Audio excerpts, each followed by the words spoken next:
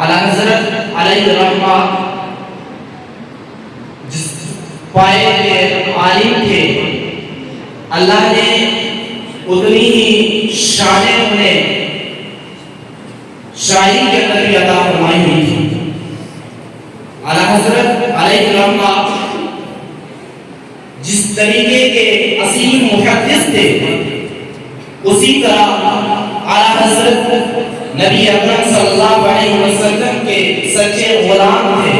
اور حضور علیہ الصلوۃ والتسلیم کی محبت میں ڈوب کر حضور کی نعتیں لکھا کرتے تھے۔ علماء اعظام اولیاء کرام کے مراقب لکھا کرتے تھے۔ تو نام پاڑا کا ایک رئیس تھا جس نے اعلیٰ حضرت کی شاعری کا یہ سلسلہ دراز ہوتے ہوئے دیکھا۔ اس نے جب یہ دیکھا کہ اعلیٰ حضرت عظیم مرتبے کے شاعر ہیں اور آپ جو شعر لکھتے ہیں کمال ہی کر دیتے ہیں، تو اس کا یہ ارادہ بنا کہ اعلیٰ حضرت میرے بارے میں بھی کچھ لکھیں۔ اس نے پیغام بھجوایا، کہا کہ اعلیٰ حضرت سے کہہ دو کہ دنیا کے شاعر میرے پاس میرے قصیدے لکھ کر لاتے ہیں اور میں انہیں اپنی دولت سے نوازتا ہوں۔ بریلی کے احمد رضا سے بھی کہہ دو کہ میری شان میں کوئی قصیدہ لکھے اور میں تمہیں داد و دہشت کروں گا، میں تمہیں نوازوں گا، دولت و ثروت دوں گا۔ اعلیٰ حضرت علیہ الرحمہ کے پاس جب یہ خبر پہنچی، میرے امام نعت لکھ رہے تھے، وہ کمال حسن حضور ہے کہ گمان نفس جہاں نہیں۔ تو اعلیٰ حضرت یہ نعت لکھ رہے تھے، تو جب کسی نے یہ بات کہی کہ امام احمد رضا نان پارا کے رئیس نے کہا ہے کہ میرے لیے بھی میری شان میں کوئی قصیدہ ہو جائے تو آپ کے لیے دولت کے انبار لگا دیے جائیں گے، ایک آفر کیا۔ لیکن غور سے سننے کی بات ہے، بالخصوص علماء اسلام کی جماعت کے لیے اعلیٰ حضرت کا یہ پیغام ہے کہ دنیا کے آفر کرنے والے انہیں آفر کریں گے، دنیا کے مالدار، دنیا کے تاجدار تمہیں اپنی طرف راغب کرنے کی کوشش کریں گے، تمہیں اپنی دولت کی طرف مائل کرنے کی کوشش کریں گے، لیکن علماء تمہیں ایک بات یاد رکھنا، جہاں پر اللہ کے رسول صلی اللہ علیہ وسلم کی بات آ جائے، اس لیے کہ تمہیں جو اللہ کے رسول صلی اللہ علیہ وسلم کے دین پڑھانے کی ڈیوٹی لگی ہوئی ہے، تمہارا کام نہیں ہے کہ تم کسی امیر زادے، تم کسی رئیس کی شان میں قصیدے لکھو، تم اس کی مدح و ثنا کرو۔ اعلیٰ حضرت نے کہا ٹھیک ہے، میں تیرے بارے میں لکھتا ہوں۔ اعلیٰ حضرت نے اسی نعت کے آخر میں لکھا، اس کو شعر لکھوانے کا شوق تھا، اعلیٰ حضرت نے وہ شوق اس کا پورا کر دیا۔ اعلیٰ حضرت نے کیا لکھا، میں قربان جاؤں اپنے ایمان پر۔ اعلیٰ حضرت لکھتے ہیں کروں مدح اہل دھل رسا، بڑے اس بلا میں میری بلا، کروں مدح اہل دھل رسا، بڑے اس بلا میں میری بلا، میں گدا ہوں اپنے کریم کا، میرا دین بالا ایمان ہے۔ کیا انداز ہے، اس رئیس کے منہ پر جھولا مارا پوری طریقے سے مارا ہے۔ کیا بہت سارے لوگ ہوتے ہیں کہ جن کی یہ خواہش رہتی ہے کہ علماء کی زبان سے ہم اپنی تعریف سنیں، لیکن اے علماء، اگر تم امام احمد رضا کو اپنا امام مانتے ہو تو ان کے اس عمل پر تم بھی عمل کرو۔ انہوں نے یہ جو طریقہ دیا ہے تمہیں، یہ ایک سبق دیا ہے، اس کو پڑھو، اس پر عمل کرو۔ امام احمد رضا نے کہا کہ اے ظالم، تو سمجھتا ہے کہ میں تیری شان میں قصیدہ لکھوں گا،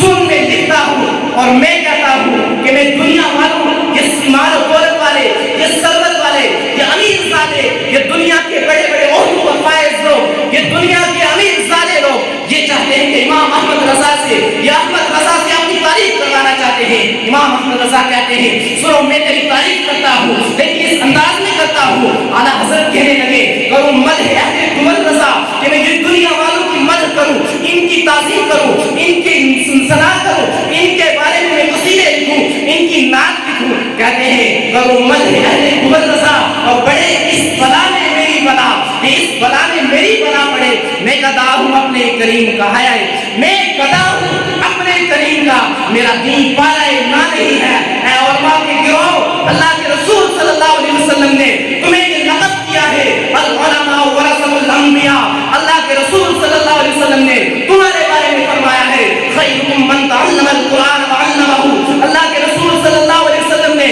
تمہارے بارے میں فرمایا ہے کہ جس نے ایک عالم کی زیارت کی گویا کہ اس نے میری زیارت کی، جس نے ایک عالم کی صحبت اختیار کی اس نے میری صحبت اختیار کی، جس نے کسی عالم دین سے مصافحہ کیا اس نے مجھ سے مصافحہ کیا۔ اور بتاؤ دنیا کے کسی بڑے تاجدار کے بارے میں اللہ کے رسول صلی اللہ علیہ وسلم نے کوئی ایسا فرمان کہا ہو؟ تم پوری حدیث کی کتابیں پڑھ لو گے، قرآن عظیم پڑھو گے، جتنی تفصیلیں لکھی گئی ہیں ساری پڑھ ڈالو، کسی امیر زادے کسی دنیا دار کے بارے میں ایسا کوئی نہیں ملے گا۔ لیکن تم مسجد کے اندر 5000 لینے والے ہو، تم مدرسہ کے تنخواہ کھانے والے ہو، لیکن تمہارے بارے میں اللہ کے رسول صلی اللہ علیہ وسلم فرما رہے ہیں کہ یہ علماء، یہ چٹائیوں پر بیٹھنے والے، یہ سارا لباس پہننے والے انبیاء کے وارث ہیں۔ یہ دنیا دار کیا سمجھتے ہیں کہ ہم بڑی بڑی گاڑیوں میں گھومتے ہیں، ہمارے بڑے عظیم ہمارا مکان ہے۔ اللہ کے رسول صلی اللہ علیہ وسلم فرماتے ہیں خیرکم من تعلم القرآن وعلمہ، کہ تم میں سے سب سے بہتر وہ شخص ہے جو قرآن عظیم سیکھتا ہے اور دوسروں کو سکھاتا ہے۔ بتاؤ اس سے عظیم لقب کسی کو ملا ہے؟ جب نہیں ملا ہے تو تمہیں کیا ضرورت ہے؟ تم کسی امیر زادے کے پیچھے چلو، تم اس کی تعظیم و تکریم کرو، ہاں جس کا جو حق ہے، جتنی تعظیم کا حق بنتا ہے، تم سے کوئی بڑا ہے اس کی توقیر کرو، تم سے کوئی چھوٹا ہے تم اس پر شفقت کرو، لیکن تمہارا یہ حق نہیں بنتا ہے، تمہارا یہ مقام ہی نہیں ہے، تمہارا یہ کام ہی نہیں ہے کہ تم کسی امیر زادے کے حامی ہو۔ تمہیں کیا ضرورت ہے؟ اللہ کے رسول صلی اللہ علیہ وسلم نے ساری عزتیں تمہارے لیے قربان کی ہے۔ اللہ کے رسول صلی اللہ علیہ وسلم نے یہ اتنے فضائل، اتنے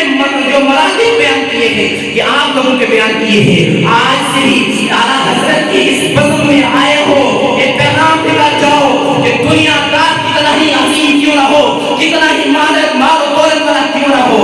ہم غلام ہیں رسول کے، تو رسول کی غلامی کریں گے۔ ہم اللہ کے رسول صلی اللہ علیہ وسلم کو دین کو پڑھ رہے ہیں اور پڑھائیں گے، اللہ اور اس کے رسول صلی اللہ علیہ وسلم کی رضا کے لیے پڑھیں گے۔ کسی دنیا دار کے دکھانے کے لیے یا کسی دنیا دار سے مال و دولت جمع کرنے کے لیے ہم دین نہیں پڑھ رہے ہیں اور نہ ہی دین کو پڑھائیں گے۔ اور ایک بات اور یاد رکھنا، میں کہتا ہوں دنیا دار یہ سمجھتے ہیں کہ علماء کسی کام کے نہیں ہے، میں کہتا ہوں تم کسی کام کے نہیں ہو۔ علماء کے اندر وہ لوگ موجود ہیں جو دنیا کا ہر کام جانتے ہیں، مزدوری کرنا علماء جانتے ہیں، ڈاکٹر علماء کے اندر پائے جاتے ہیں، انجینئر علماء کے اندر ہیں۔ تم بتاؤ کہ تمہارا کوئی اتنا بڑا پروفیسر یا تمہارے اندر جو عام لوگوں کے اندر، امیر ذاتوں کے اندر کوئی ایسا شخص بتاؤ جو حافظ بھی ہو، مفتی بھی ہو، عالم بھی ہو، مفکر بھی ہو، محدث بھی ہو اور اس کے ساتھ ساتھ بھی وہ پروفیسر ہو، تمہیں کوئی نہیں ملے گا۔ لیکن جو بھی اس علماء کی جماعت کے اندر آیا ہے اللہ نے انہیں اتنا نوازا ہے، اتنا نوازا ہے کہ میں بیان نہیں کر سکتا ہوں۔ اللہ کے رسول صلی اللہ علیہ وسلم کی تعلیم کو اپنی نظروں میں رکھتے ہوئے اپنی زندگی کا ایک مثال بناؤ کہ آج سے ہم دنیا کے اندر اگر اللہ کے رسول صلی اللہ علیہ وسلم کا دین سیکھ رہے ہیں تو جب تک سیکھیں گے اللہ کی رضا کے لیے سیکھیں گے، اور جب اس دین کو پڑھائیں گے دوسروں تک پہنچائیں گے۔ اعلیٰ حضرت کی زندگی کے اس واقعے کو اپنی نگاہوں میں رکھتے ہوئے، اعلیٰ حضرت کو اپنا امام مانتے ہوئے ہم ہمیشہ کسی مالدار، کسی دنیا دار، کسی امیر زادے، کسی شہنشاہ کی نہ اس کی مدح و ثنا نہیں کریں گے۔ ہماری زبانیں یہ سوکھ کر ہمارے گلے سے اندر ہو سکتی ہیں، ہمارے جسم سے روح نکل سکتی ہے، لیکن اللہ کے رسول صلی اللہ علیہ وسلم کو چھوڑ کر ہم کسی امیر زادے، کسی دیندار دنیا دار کے ہاتھ پر بک نہیں سکتے ہیں، اس لیے کہ ہم بازار مصطفیٰ میں بک چکے ہیں۔ میرے عزیز دوستو، یہ واقعہ، یہ میرے جذبات آپ کے سامنے اس لیے ہیں، سارے علماء نہیں لیکن بعض علماء اپنا وقار کھو چکے ہیں۔ اس کی وجہ یہ ہے کہ دنیا، یہ علماء کے بعض افراد یہ سمجھتے ہیں کہ اگر دنیا داروں سے ہم نے رشتہ توڑ لیا تو ہم بھوکے مر جائیں گے۔ وہ سمجھتے ہیں کہ دنیا داروں سے جب تک ہمارا رشتہ بنا رہے گا ان کی ہاں میں ہاں ملاتے رہیں گے تو ہم کامیاب رہیں گے. لیکن ایک بات یاد رکھنا، علامہ اقبال نے کہا تھا کہ ان علماء کو چٹائی پر بیٹھے رہنے دو، جب تک یہ چٹائی پر رہیں گے یہ دین کا کام کریں گے، اور جب یہ محلوں میں چلے جائیں گے یہ دین کا کام کرنا چھوڑ دیں گے. اس لیے یہ دنیا فنا ہونے والی ہے. اللہ کا شکر ہے کہ اللہ نے اپنے حبیب صلی اللہ علیہ وسلم کے دین کے لیے ہمیں چنا ہوا ہے. ہمیں چٹائی پر بیٹھنا پڑے، ہمیں ننگا چلنا پڑے، ہم چلیں گے لیکن دین کا سودا کبھی نہیں کریں گے. اور امام احمد رضا فاضل ابراہیم رحمہ اللہ، ان کا عرس منانے کا مقصد ہی یہی ہے کہ علماء کو یہ بتایا جائے کہ آپ نے زندگی کو اعلیٰ حضرت کی زندگی کے مطابق کرو، آپ نے علم کو صرف کرو اعلیٰ حضرت کے بتائے ہوئے طریقے پر کرو. جس طریقے سے اعلیٰ حضرت نے دین کی خدمت کی ہے تم بھی اسی طریقے سے دین کی خدمت کرو، ورنہ تم آج بھی ذلیل ہو جاؤ گے اور کل اللہ کے رسول صلی اللہ علیہ وسلم کے سامنے ذلیل و خوار ہو جاؤ گے. کیا ہم حدیثیں پڑھتے ہیں؟ سب سے بڑا مجاہد وہ ہے کہ جو کسی ظالم کے سامنے حق بات کہتے ہیں. یہ حدیثیں پڑھنے تک محدود ہے، کتابوں سے پڑھی، استاد کو سنا دی، بس بات ختم، ہماری بن گئے، کسی چیز کا نام عالم ہے نہیں. عالم کسی چیز کا نام نہیں ہے، عالم وہ ہے جو پڑھے اس پر عمل کرے. امام غزالی رحمۃ اللہ علیہ فرماتے ہیں کہ جو شخص علم کو دنیا کمانے کا ذریعہ سبب بنا لے، جو شخص دین صرف اس لیے سیکھے کہ میں دنیا کے اندر 2 ٹائم کا کھانا میسر کر لوں گا، 2 ٹائم کا کھانا مجھے مل جائے گا.